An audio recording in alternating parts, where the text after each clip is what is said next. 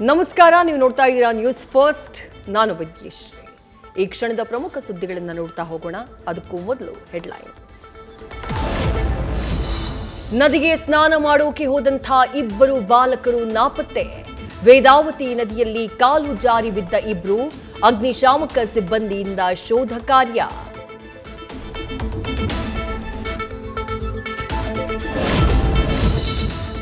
ಬಾಗಲೂರಿನಲ್ಲಿ ನಾಯಿ ಕೊಂದ ಮನೆ ಕೆಲಸದಾಕಿಯ ವಿರುದ್ಧ ಮತ್ತೊಂದು ಆರೋಪ. ಮನೆಯಲ್ಲಿಟ್ಟಿದ್ದ 50 ಗ್ರಾಂ ಚಿನ್ನದ ಸರ, 2 ಉಂಗುರ ಕಣ್ಮರೆ.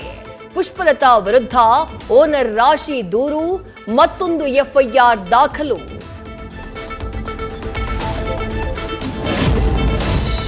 ಡಿಕೆ ಶಿವಕುಮಾರ್ ಭೇಟಿಯಾದ ನಟ ಉಪೇಂದ್ರ.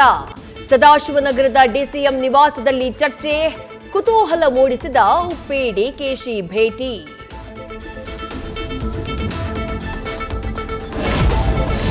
ಬೀದರ್ನಲ್ಲಿ ಭೀಕರ ಅಪಘಾತ.